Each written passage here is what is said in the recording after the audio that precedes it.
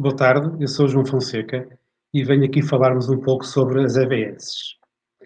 Vamos aqui debater um bocadinho, vou aqui tentar explicar o porquê é que são necessárias as normas internacionais de avaliação e explicar um bocadinho a sua estrutura. A maior parte das avaliações que são feitas em Portugal são feitas para particulares. E estas avaliações para particulares não têm necessidade de serem feitas pelo Decreto-Lei 153 de 2015, que é o Decreto-Lei que regula as avaliações para os fundos de investimento e para a banca e para os fundos de pensões. De facto, estas avaliações devem ser feitas com recurso às normas que existem, às normas, nomeadamente às normas europeias. As normas europeias que existem são duas, fundamentalmente. São as European Valuation Standards, que nós não vamos falar aqui, e são as International Valuation Standards.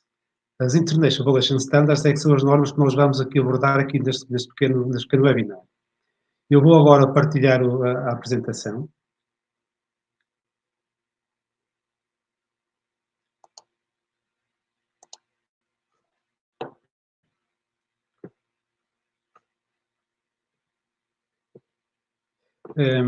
Portanto, nós vamos aqui evidenciar as normas internacionais para a avaliação de imóveis, que são conhecidas no espaço europeu. Vamos então também explicar os aspectos mais importantes dessas normas e vamos, na fase final da apresentação, relacionar as normas internacionais de avaliação com o dia-a-dia do perito avaliador de imóveis, nomeadamente algumas questões que são abordadas, que os peritos têm e que, porventura, não são as mais corretas. As normas internacionais de avaliação são editadas pelo IVSC. O IVSC é o acrónimo de International Valuation Standard Council. Tem um sítio na internet que é isc.org, ivsc.org, perdão, e lá nós podemos ver que o IVSC, e esta tradução é minha, é um líder na missão de elevar os padrões da prática internacional de avaliação e é supervisionado pelo Conselho Independente de Líderes Globais. Os objetivos principais são desenvolver padrões internacionais de avaliação de alta qualidade que garantam transparência e confiança nas avaliações em todo o mundo. Por outro lado, também incentivar a adoção das IVS juntamente com o profissionalismo na avaliação. Nós vamos aqui passar no instante para o site do IVSC, porque é interessante nós explorarmos e vermos o que é que nós podemos obter aqui de interessante. Eu chamaria aqui a atenção para duas partes. Primeiro, o modo de notícias, onde nós temos as últimas notícias sobre avaliação de imóveis, ou sobre a avaliação, melhor dizendo, emanadas pelo IVSC. Repare, por exemplo, que ainda a 30 de abril, a 30 de abril exatamente, o IVSC saiu com informação sobre o Covid-19. Portanto, além disto, eu também aconselho vivamente que se subscreva uma newsletter que o IVSC tem. Há de ser aqui alguns, por acaso aqui não está a aparecer, mas eles têm uma newsletter que pode ser subscrita no site, em que todos os meses recebem as atualizações que são feitas pela está aqui, Register to Receive Updates from VSC. Portanto, podem subscrever aqui uma newsletter que todos os meses chegam as novidades sobre a avaliação, sobre as normas internacionais de avaliação. Vou passar novamente para a minha apresentação.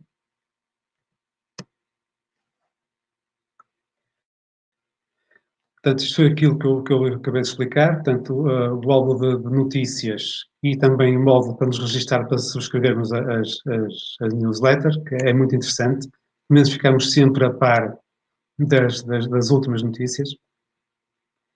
Eu aconselhava também a que visse um pequeno vídeo muito interessante da apresentação do IVSC, que eu não vou apresentar aqui, porque por questões de internet pode-se arrastar muito e não ser bem visível. Mas eu aconselho todos a verem este pequeno vídeo, que é muito interessante. Portanto, como disse há bocado, o objetivo principal é construir confiança pública na avaliação e produzir padrões e assegurar a sua adoção universal. Portanto, o IVSC tem um board, tem um conselho de administração, digamos, e esse conselho de administração é que é o responsável pela definição das International Valuation Standards. As IVS são padrões para realizar avaliações usando conceitos e princípios reconhecidos que promovam a transparência e a consistência na prática da avaliação. Portanto, um dos objetivos principais é haver consistência, ou seja, as normas que sejam aplicadas em Portugal, na Espanha, na Alemanha, nos Estados Unidos, tenham um guideline, sejam feitas de acordo com os mesmos princípios. Princípios esses que têm que promover a transparência e a consistência na avaliação. As IVS traduzem numa série de requisitos que são obrigatórios para se poder afirmar que uma avaliação é feita de acordo com as IVS. A IVS é um documento que está dividido em três partes principais. Uma primeira parte da explicação, uma segunda parte, que são as IVS General Standards, onde tem os standards de avaliação, e aqui podemos falar de base de valor, termos de contratação, inspeções, enfim. E depois tem uma terceira parte, que são as IVS Asset Standards, que têm avaliações específicas. Por exemplo, avaliações de ativos intangíveis, avaliações de instalações industriais e equipamentos, avaliações de propriedades de desenvolvimento, enfim, uma série de especificidades dentro da avaliação. Portanto, temos a primeira parte do framework, depois temos os General Standards, que estão divididos em 5 partes. A primeira parte é o Scope of Work, ou termos de contratação, ou seja, o contrato que nós temos que fazer com o cliente antes de começarmos com a nossa avaliação. Temos o IS 102, que fala-nos sobre as nossas investigações, ou seja, sobre as nossas vistorias. Depois temos o IVS 103, que define as normas dos relatórios de avaliação. De seguida, as IVS 104, que tem as bases de valor. E, por fim, a IVS 105 tem as aproximações de avaliação e os métodos de avaliação. As aproximações são 3, que toda a gente conhece, que é por comparação, abordagem de mercado, abordagem de rendimento e abordagem de custo. Dentro destas abordagens, nós podemos ter mais do que uma metodologia. Por exemplo, na parte das avaliações do método do rendimento, nós temos a capitalização direta ou temos o discount cash flow. Portanto, a abordagem de rendimento, que tem 2 métodos de avaliação, capitalização direta e discount cash flow. Os Asset Standards também são alguns, são a Business and Business Interests, que é a avaliação de negócios, avaliação de ativos intangíveis, instalações industriais e equipamentos, Real Property Interests, são a avaliação de imóveis, por exemplo, crédito hipotecário, Development Properties são propriedades de desenvolvimento, e aqui cabem os terrenos ou propriedades que possam sofrer alteração ao uso que tinham ou que sofrem uma grande alteração. E, por fim, EVS 500, que trata sobre instrumentos financeiros. As IVS foram atualizadas recentemente e entraram em vigor a 31 de janeiro de 2020. E chama a atenção que as IVS são continuamente revistas, atualizadas e clarificadas. Apesar de ter surgido esta alteração em janeiro de 2020, não admira que daqui a 1 ou 2 meses surja uma outra alteração que vai alterar estas IVS de 31 de janeiro de 2020. Portanto, nós temos de estar sempre atentos a todas as atualizações que são feitas. Antes de avançarmos, só clarificar 3 ou 4 conceitos que são importantes na leitura das IVS. Primeiro é o conceito de asset ou assets. As IVS, ao contrário, por exemplo, das outras normas de avaliação, neste momento das EVS, as IVS avaliam ativos. E esses ativos pode ser só um ativo, pode ser um grupo de ativos, pode também avaliar passivos, ou grupo de passivos, ou um conjunto de ativos e passivos. As European Valuation Standards, EVS, por exemplo, só dizem respeito à avaliação de imóveis. Depois, as IVS têm 3 palavras que são muito usadas. que é a palavra may, must e should. A palavra may descreve ações e procedimentos que os avaliadores têm a responsabilidade de considerar. Ou seja, quando nós diz qualquer coisa, may, qualquer coisa, nós temos a responsabilidade de considerar aquilo que, que, que é dito. Não é estritamente obrigatório, mas nós somos aconselhados a seguir. Quando aparece nas IVS a palavra must, indica uma responsabilidade incondicional. Somos obrigados a fazer aquilo que vem a seguir à palavra must. Depois temos a palavra purpose, ou propósito, que é, digamos, a finalidade para que serve a nossa avaliação. As avaliações têm várias finalidades, pode ser para o crédito hipotecário, pode ser para relatórios fiscais das empresas, para relatórios financeiros, pode ser para partilhas, enfim, por uma série de finalidades. É aqui uma coisa que nós vamos falar um pouco mais à tarde, que muitas vezes nós confundimos finalidade com base de valor e temos que distinguir isso muito bem. A palavra should indica responsabilidades presumivelmente obrigatórias. Eu diria, no fundo, para resumir, que as três palavras must, may e should resumem-se a uma só, que é must. Sempre que as IVS falarem numa destas três palavras, nós devemos sempre seguir. É uma garantia para nós, porque mais tarde, se nós fizermos tudo conforme mandam as normas internacionais de avaliação, isso joga a nosso favor em caso de litígio de algum cliente ou de tribunal. Se nós seguirmos estritamente as normas, estamos melhor defendidos para problemas que possam surgir mais à frente. As IVS, como eu disse há bocado, dizem respeito à avaliação de ativos ou passivos.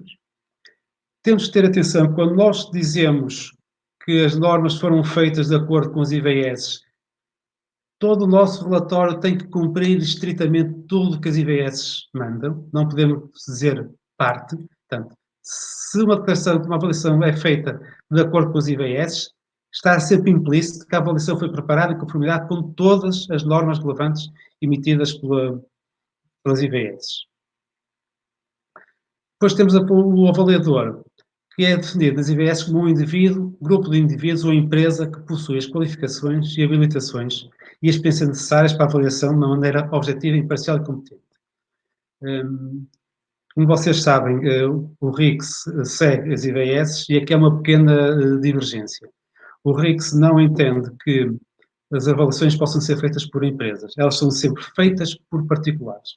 E os particulares é que assumem a responsabilidade das avaliações. Quando muito, uma avaliação pode ser por e em nome de uma empresa, mas é sempre feita por um particular. Eu queria aqui chamar um pouquinho a atenção para uma coisa que acontece em muitos relatórios de avaliação que eu penso que não é inteiramente correto.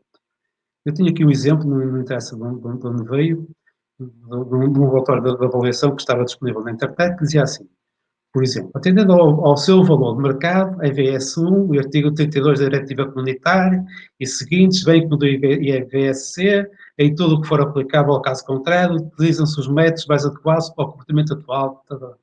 Isto não é correto. Nós ou utilizamos as IVS ou utilizamos as EVS. Não podemos, num mesmo relatório de avaliação, estar a utilizar várias normas. Senão, estamos em contradição com aquilo que digo aqui no ponto imediatamente anterior, que é, quando é feita uma declaração que a avaliação será ou foi realizada de acordo com as IVS, está implícito que a avaliação foi preparada em conformidade com todas as normas relevantes emitidas pelo IVSC. Portanto, nós não podemos estar aqui a dizer utilizamos todas estas normas. Portanto, temos que esclarecer devidamente. Até porque, às vezes, até há contradições entre as normas. Por exemplo, as IVS, as EVS, neste momento, não consideram o valor de mercado como a máxima e melhor utilização. As IVS utilizam. As IVS só apoiam, só utilizam o valor de mercado, não utilizam o MLV, que é o Mortgage Lending Value, e as EVS utilizam. Portanto, há diferenças entre as normas. E nós não podemos estar a dizer que utilizamos todas as normas na nossa avaliação. Isso era um ponto que eu gostava de deixar claro, que eu penso que muitas vezes nós fazemos isto com a devida correção. Depois, aqui no framework também diz que o avaliador, se o avaliador não possuir todas as competências técnicas necessárias, experiência e conhecimento para realizar todos os aspectos da avaliação, é aceitável que ele possa procurar o conselho de um especialista para o ajudar. Isso é inteiramente legal, é correto, é aconselhável. A única questão que tem que ser bem ponderada é que nós temos que divulgar isso nos termos de contratação, que já vamos ver o que é, e no relatório de avaliação. Mas nós não temos problemas de encontrar alguém que nos possa ajudar a fazer o nosso trabalho. Desvios às normas não são permitidos, ou só são permitidos se houver uma imposição legal de uma jurisdição de um país. Aqui em Portugal, sou exemplo no Código das Expropriações. Nós temos a avaliar no Código das Expropriações, temos uma norma específica, ou até o 153 de 2015 também é específico para a avaliação para fundos de investimento, para a banca e para os fundos de pensões. Portanto, só nestas circunstâncias é que nós podemos fazer um desvio às normas.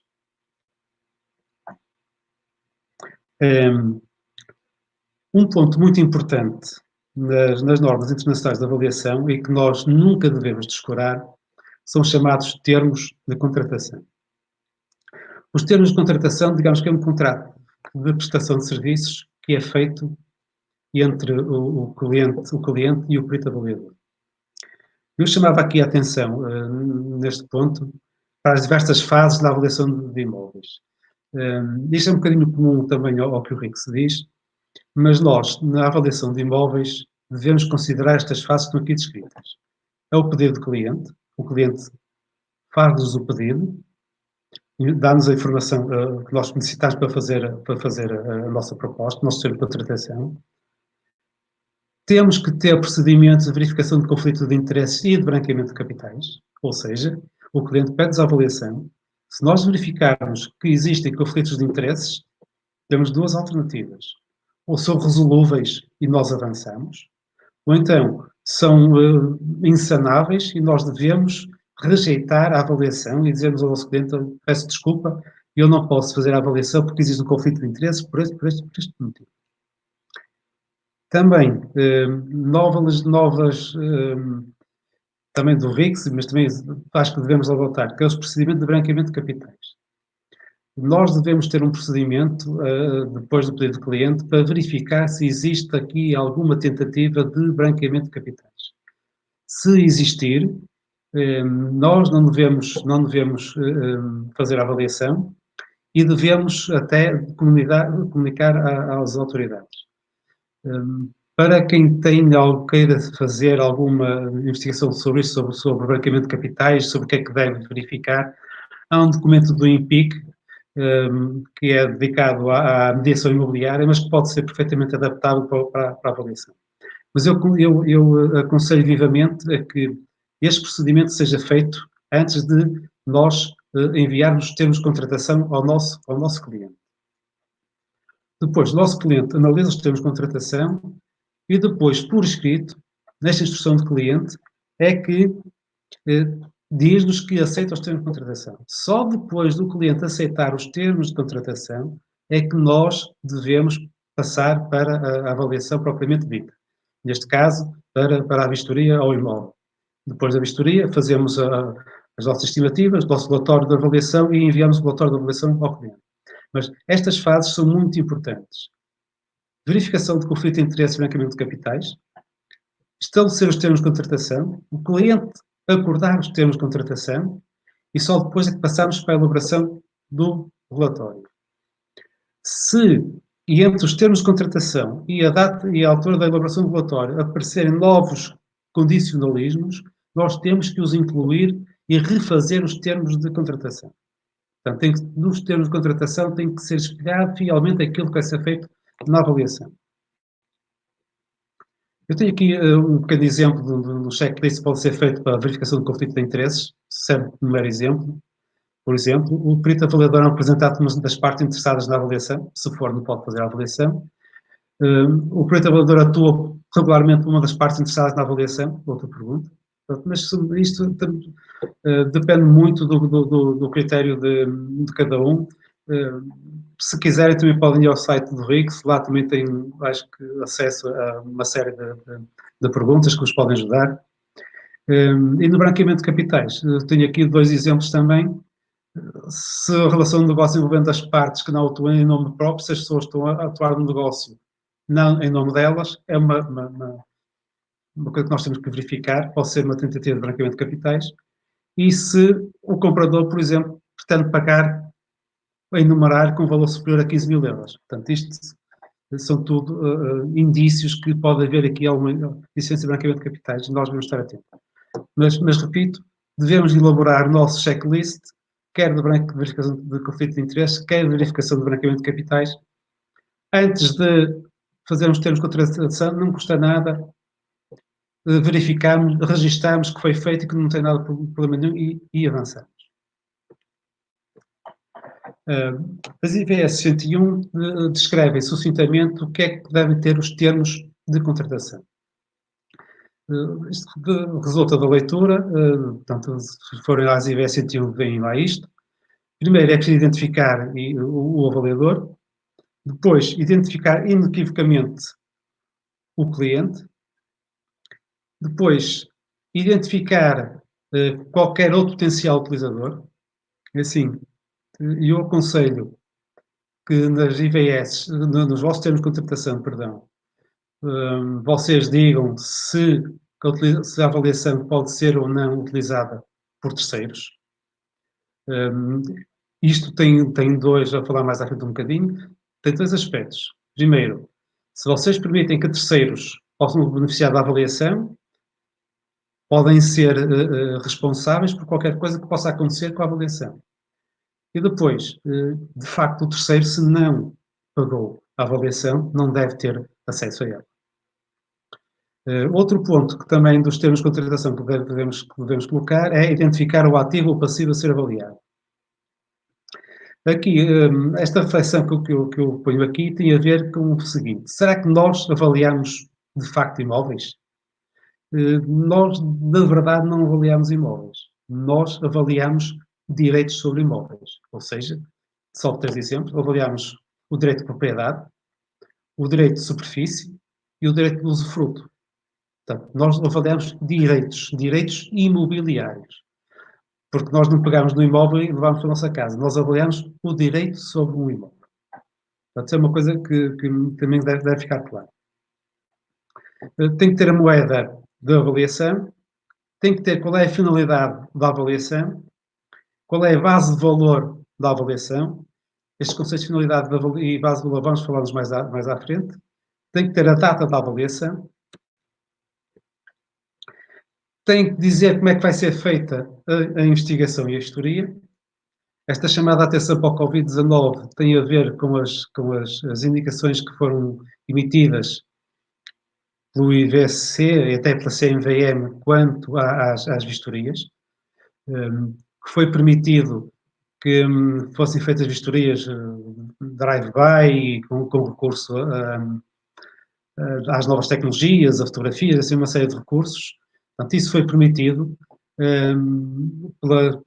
quer pelo IVSC, quer pela CMVM. A questão aqui é que nós tínhamos que pôr e temos que pôr nos nossos termos de contratação que vai haver uma limitação à nossa investigação e à nossa vistoria. Consequentemente, estando isto escrito no termo de contratação e o cliente assinando os termos de contratação, está a dar o seu acordo a que, digamos, a investigação seja limitada. Temos que colocar a natureza e as fontes de informação que nos baseamos para fazer a avaliação. Todos os pressupostos especiais a ter em conta. Vamos ver mais à frente o que é que são pressupostos especiais. O formato do relatório, portanto, a estrutura do relatório. Se temos restrições à utilização e distribuição e publicitação do relatório. Eu, por exemplo, nos meus, não permito que terceiros utilizem, nem permito a divulgação dos meus relatórios sem a minha autorização, eles são só para o meu cliente, ele não os pode divulgar. Tem que existir também uma confirmação, uma declaração que a avaliação foi realizada de acordo com as IVS e, obviamente, também tem que estar lá definidos quais são os honorários que nós praticamos para fazer a avaliação. Conforme eu já disse anteriormente, os termos de contratação têm que ser estabelecidos antes de se começar a avaliação. Se existirem aspectos que não possam ser incluídos por serem desconhecidos autores de termos de contratação, nós colocamos mais à frente. Sempre que existirem alterações dos termos de contratação, nós temos que ter o acordo do cliente. Vamos passar aqui para as investigações, digamos, o módulo das gestorias. Isto é um bocadinho repetitivo daquilo que já disse. Devemos escrever aqui, por exemplo, as limitações às vistorias por causa do Covid-19 ou outras limitações que existam, nós devemos estar aqui descritas. E, portanto, devemos também dizer como é que nós vamos proceder à nossa vistoria, como é que a nossa vistoria vai ser feita. Finalmente, de seguida, melhor dizendo, vamos falar sobre o relatório de avaliação. O relatório da avaliação deve ser claro e deve estar já acordado entre as partes, nomeadamente com a assinatura dos termos de contratação. O relatório de avaliação tem, no mínimo, que conter a seguinte informação. Qual é o âmbito de trabalho realizado? A abordagem ou abordagens adotadas. Eu relembro as 3 abordagens que existem. Abordagem de mercado, abordagem de rendimento e abordagem de custo. Dentro de cada abordagem, que método é que nós aplicamos? Método por comparação, um método outros do mercado, isto na parte de análise comparativa, ou regressão linear, simples e múltipla, o que quer que seja. É um método. No método de rendimento temos o descanso de cash flow e a capitalização direta. No método de custo também temos o método residual, enfim. Portanto, recapitulando, temos abordagens de avaliação. Dentro das abordagens de avaliação, temos um ou vários métodos.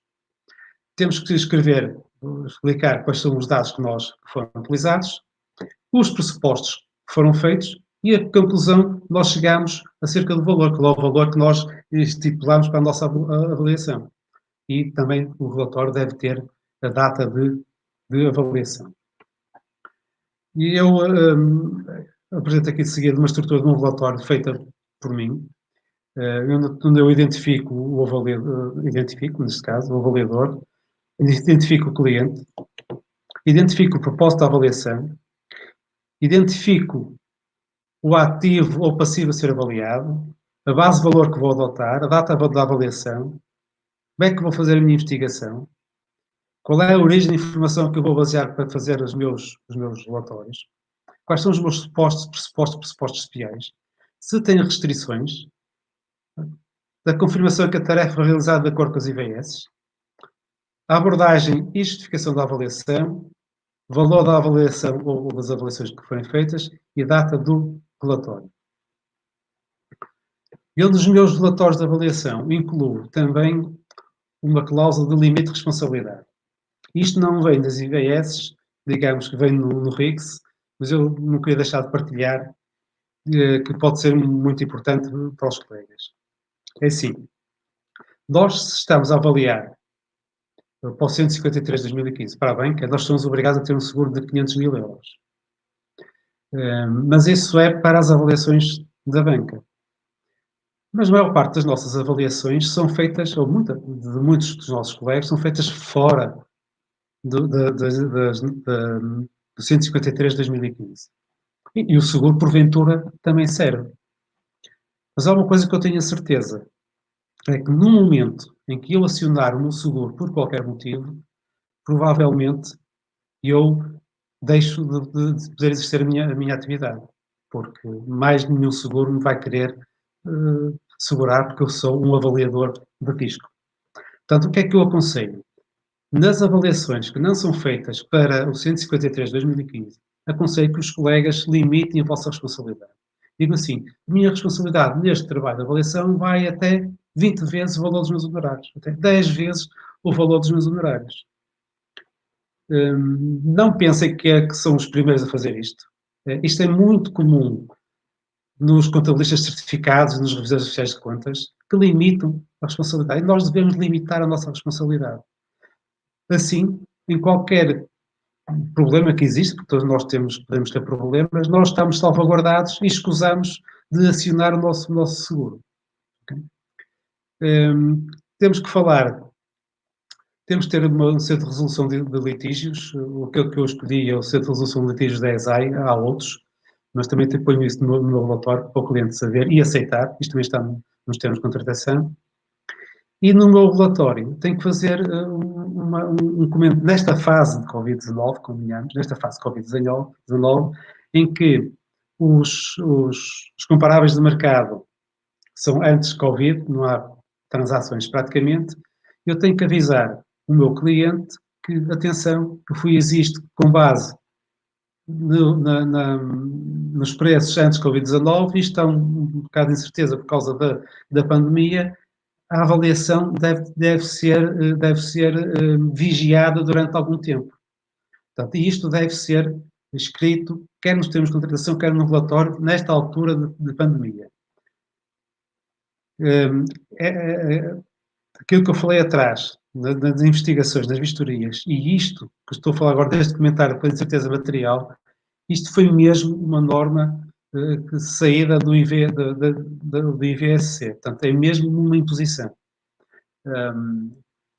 Tive acesso a ela porque tenho, por exemplo, subscrito a newsletter. Pronto, esta foi a newsletter que veio do IVS, que nos fala sobre como tratar as incertezas na avaliação nesta altura de pandemia. É um documento que podem obter no site e que é muito interessante. Isto é uma parte do documento, tem a ver com a avaliação e os métodos de avaliação que falámos há bocado, e que uma coisa que eu vou referir mais à frente também é que, de acordo com as IVS, e contrariamente ao que se diz no 153 de 2015, nós não somos obrigados a avaliar de acordo com 2 métodos de avaliação. Se nós tivermos a consciência plena que aquele método de avaliação é o método de avaliação indicado para fazer a avaliação, nós não somos obrigados a utilizar outro método. É aconselhável, mas não somos obrigados. Portanto, é uma coisa que nós devemos ter em atenção. Passando para as bases de valor, o que é uma base de valor? Uma base de valor é uma declaração dos pressupostos fundamentais de uma avaliação. Existe uma certa confusão, às vezes, em alguns relatórios, entre propósito da avaliação e base de valor. E já não é a primeira vez que assisto, que vejo em relatórios, a dizer assim: a finalidade da avaliação é estimar o valor de mercado do imóvel localizado não sei onde. Isto não é, na minha opinião, não é inteiramente correto. A finalidade da avaliação é avaliar para crédito hipotecário, é avaliar para partilhas, é avaliar para as contas da empresa. Isto é que é a finalidade da avaliação. De acordo com a finalidade da avaliação, eu vou escolher a base de valor indicada. Portanto, existe esta certa confusão que convinha que nós separarmos nos nossos relatórios de avaliação. Uma coisa é propósito da avaliação, por exemplo, crédito hipotecário. Ok, para avaliar para crédito hipotecário, qual é a base de valor que eu vou obter, que eu vou tratar? Bom, será a base de valor de mercado. Portanto, as IVS definem várias bases de valor. São estas, tipicamente, valor de mercado, renda de mercado, valor equitativo, valor de investimento, valor de sinergia e valor de liquidação. A noção de valor de mercado é uma noção que todos os colegas têm presentes, que é a estimativa do montante mais provável pelo qual, à data da avaliação, um ativo ou um passivo, após um período adequado de comercialização, poderá ser transacionado entre o vendedor e um comprador, em que ambos, de livre vontade, atuaram de forma esclarecida, prudente e não coagidos. O que é que resulta aqui da definição de valor de mercado? Primeiro, nós devemos, na nossa avaliação, indicar o montante do valor de mercado. Não devemos indicar um intervalo de valor para o valor de mercado. Portanto, aqui é muito claro, estimativa do montante mais provável, um montante, ok? Pronto, pelo qual há a data da avaliação. Também se tem assistido de alguns relatórios que diz que, por exemplo, o resultado desta avaliação tem um prazo de validade não superior a 6 meses, dependendo do uso e manutenção do imóvel, está condicionado, não existente qualquer ónus ou encargo, não interessa. Portanto, não. O nosso valor, o valor que nós encontramos, foi para a data em que nós avaliamos. Vale para aquele valor. No dia a seguir, pode já estar completamente desatualizado. Nós temos agora um exemplo. Nós tivemos base de valores, se veio o Covid, pode ter baralhado tudo e o valor ser totalmente diferente. Portanto, nunca poderemos dizer que a nossa avaliação é válida por 3 meses, 6 meses, 9 meses, o que quer que seja. Não, é válida para aquela data. Okay? As IVS, no valor de mercado, considero que o valor de mercado deve refletir sempre a máxima e melhor utilização, ou seja, o maior dos valores entre o uso continuado e o uso alternativo. Portanto, o uso continuado é uma avaliação que é realizada de acordo com aquilo que é o uso atual do imóvel, e o uso alternativo é outro uso potencial que eu tenho para o imóvel. Tenho um imóvel que é um imóvel de habitação, e posso considerar o uso alternativo de escritórios, porque aquilo tem uma zona de escritórios. Faço a avaliação para os dois cenários, em uso continuado e uso alternativo. O maior destes dois valores é o meu valor de mercado. É claro, a máxima melhor utilização tem que ser viável, legalmente possível e financeiramente sustentável. Conforme eu já tinha dito, atualmente ainda é um ponto de divergência com as European Valuation Standards, com as outras normas. Neste momento, as outras normas ainda não consideram a máxima melhor utilização. Mas isto, pronto, também não releva aqui para a nossa matéria. Outra base de valor muito, muito interessante é a base de valor equitativo. Antes se chamava Fair Value, mas para não se confundir com o Fair Value das IFRS 13, foi alterado para valor equitativo, que é o preço estimado para a transferência de um ativo ou de um passivo entre partes identificadas, conhecedoras interessadas, refletindo os respectivos interesses dessas partes. Talvez com o exemplo consiga explicar melhor o que é que se trata o valor equitativo. Suponhamos que temos uma relação entre senhorio e inquilino. O senhorio sabe que o contrato de arrendamento é válido por 15 anos, por circunstâncias legais, porque é uma loja histórica, ou porque é uma microempresa, por 15 anos. Mas está interessado em vender uma loja. E o inquilino está interessado em comprar. O valor para o senhorio, ele sabe que durante 15 anos vai receber uma renda baixinha e só pode tirar lá o inquilino ao fim de 15 anos. Só a partir do 15º ano tem uma renda de mercado. Portanto, tem um valor menor. Se o inquilino comprar por esse valor, o que é que ele faz? Pega no imóvel, no dia a seguir vende pelo valor do mercado. Portanto, há aqui uma diferença de valores. O valor para o senhorio, quando ele tem o imóvel disponível, daqui a 15 anos, e o valor para o inquilino, que fica logo com o imóvel disponível para ele se o quiser vender. Portanto, um valor equitativo é um valor que fica equidistante entre estes dois valores. E será o valor pelo qual deve ser realizada a transação. Portanto, será o valor por que deve ser avaliado o meu imóvel.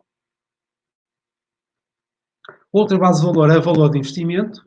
O valor de investimento é um valor de um ativo para um proprietário ou para um potencial proprietário para investimento individual para objetivos operacionais. Tipicamente, é um investidor que quer comprar um imóvel com uma determinada rentabilidade, que diz assim, ok, o senhor avaliador, vai-me avaliar aquele imóvel, mas eu quero ter uma rentabilidade de 8%. Qual é o valor que o imóvel tem? Portanto, eu vou calcular o meu valor de acordo com a base de valor valor de investimento.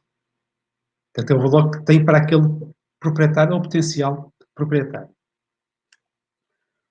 O valor de sinergia é o resultado, é uma combinação de quando nós combinamos dois ou mais ativos, em que o valor do ativo junto é superior à soma do valor dos ativos separados. Eu tenho dois terrenos, separados, vale 100 unidades de conta cada um, por exemplo, portanto, daria 200. Se eu unir os dois terrenos, ele se calhar vale 300. Portanto, há aqui um valor de sinergia, que eles em conjunto valem mais que separados. Este excesso de valor chama-se o marriage value, ou valor de casamento. Finalmente, em termos de base de valor, existe a base de valor de liquidação. É a quantia que será realizada quando nós temos um ativo, um grupo de ativos e tem que ser vendido em partes. Dentro desta base de valor de liquidação, temos uma transação organizada por um período de comercialização típico e temos uma transação forçada com um período de comercialização reduzido. E onde aqui cabe também muita discussão, porque tem a ver com o valor de venda imediata e que vamos falar mais à frente, que as IVS não contemplam, que não é uma base de valor, embora seja muitas vezes pedida aos avaliadores. De facto, não é uma base de valor e, de facto, não deveria ser avaliada, já vamos ver porquê. Uma liquidação ordenada descreve o valor de um grupo de ativos que poderia ser realizado em uma venda de liquidação, dado um período razoável para encontrar o comprador ou compradores, com o vendedor a ser obrigado a ver no estado em que se encontra e onde se encontra. Isto é o que acontece muitas vezes com aqueles grupos de ativos que as bancas têm, que a banca tem nos seus balanços e que têm que ser vendidos com grande desconto. Isso hoje em dia está muito em voga, entre as notícias têm aparecido têm aparecido notícias sobre isto ultimamente e gera discussão, inclusivamente, entre partidos políticos. E vamos aqui à venda forçada. Eu vou ler a tradução da norma, que é para não ficar nada por dizer e para ser mais claro. O termo venda forçada é frequentemente utilizado em circunstâncias em que o vendedor está sob coerção para vender e que, como consequência, um período de comercialização adequado não é possível e os compradores podem não ser capazes de realizar a due diligence. Portanto, o termo de venda forçada aparece quando o vendedor está forçado a vender num espaço curto de tempo. Agora diz assim: a menos que a natureza e o motivo das restrições ao vendedor sejam conhecidas, o preço que pode ser obtido em uma venda forçada não pode ser estimada realisticamente. Ou seja, se nós para fazer um valor de venda forçada temos que saber quais são as restrições que o vendedor tem, nós quando estamos a avaliar para a banca, por exemplo, nós não sabemos quais são as restrições do vendedor. Portanto, nós não podemos estar a fazer o valor de venda forçada. O preço que um vendedor aceitará em uma venda forçada refletirá as suas circunstâncias particulares, em vez dos preços do vendedor disposto hipoteca na definição de valor de mercado. Uma venda forçada é uma descrição da situação em que a troca ocorre e não uma base distinta de valor. Ou seja, se eu não sei em que circunstâncias é que vai decorrer aquela venda à partida, quando calculo o meu valor de venda imediata, que é quando eu faço o meu relatório de avaliação para a banca, eu não posso estimar, porque eu não sei efetivamente o que é que o vendedor está coagido a vender. Continuando, se for necessário uma indicação do preço que pode ser obtido em circunstâncias de venda forçada, será necessário identificar claramente os motivos da restrição ao vendedor, incluindo as consequências de não vender no período especificado, estabelecimento de premissas adequadas. Se estas circunstâncias não existirem na data da avaliação, elas deverão ser claramente identificadas como premissas especiais. Portanto, o que isto quer dizer? Valor de venda imediata é uma premissa, um pressuposto especial. Nós não conhecemos quais são os constrangimentos do vendedor. Depois completa com mais uma série de regras para serem considerado uma venda forçada. Agora, vamos passar também dentro aqui do campo das bases de valor para os pressupostos e pressupostos especiais. Nós, quando estamos a fazer a nossa avaliação, nós estamos a fazer, por vezes, declarações que são assumidas como corretas, que não precisam de ser justificadas. Por exemplo, que o ativo tem todas as licenças necessárias ao seu funcionamento, ou que o ativo está livre de ónus ou encargos. Nós fazemos a nossa avaliação com estes pressupostos e escusamos de vos ter de verificar. Podemos também assumir pressupostos de avaliação especiais. Um pressuposto especial é estar a assumir, por exemplo, que o imóvel está livre e disponível, quando na verdade ele está arrendado. Eu estou a assumir um pressuposto especial que de facto não está a acontecer. O imóvel está arrendado, não está livre e disponível. Ou, por exemplo, assumir que o imóvel está concluído quando na verdade não está a finalizar a sua conclusão. Portanto, são estes pressupostos especiais que nós devemos ter, entre outros, e que as normas também referem, que nós devemos ter em atenção na nossa avaliação. Mudando de capítulo, vamos para o capítulo das metodologias de avaliação e métodos de avaliação. Conforme já tinha dito, nós não somos obrigados a avaliar por dois métodos. Portanto, se forem às IVS 105 no ponto 10.4, diz precisamente isso. Diz também que, se possível, é aconselhável que nós o façamos. Mas não somos, de facto, obrigados a avaliar por dois métodos. Às vezes, é preferível não inventar para dar certo, estar a forçar valores num método de custo ou num outro método qualquer, quando nós sabemos que o método de rendimento é um método indicado para fazer aquela avaliação e que estamos com outro método acessório que, na realidade, não é um método correto e que não conduz a valores corretos. Outra questão que às vezes nós fazemos é que nós podemos ter valores divergentes e nós temos que saber porque é que os valores são divergentes e devemos ir à procura das verdadeiras razões e depois dizer no nosso relatório. Outra coisa que também não aconselham a fazer, IVS, é quando nós temos dois valores, é fazer a média dos dois valores para apontar o valor do nosso valor. Nós devemos analisar, ter um espírito crítico, um olhar crítico dos dois valores e apontar para o valor que é mais correto. Aquilo que é muito simpático de fazermos dois métodos, fazermos a média do valor dos dois métodos, não é aconselhável. Nós devemos olhar para os nossos valores e fazer um juízo crítico e apontar o nosso valor. Esta aqui as normas também falam sobre outro aspecto que é importante, que é o valor terminal, ou seja, o valor residual. Basicamente, nós, quando estamos a fazer, por exemplo, um cash flow, nós não fazemos um imóvel que dure, um imóvel que dure 75 anos, nós não fazemos um cash flow com 75 anos. Nem sequer cabe na nossa folha de cálculo. Então, o que é que nós fazemos? Fazemos uma projeção para os 10 anos, por exemplo, que é o aconselhável. No fim de 10 anos, nós vamos encontrar o chamado valor terminal, que vai refletir, digamos, a perpetuidade. Há três métodos apontados pelas IVS 105 para deixar o valor terminal, ou valor residual, como quero chamar, tem os dois nomes.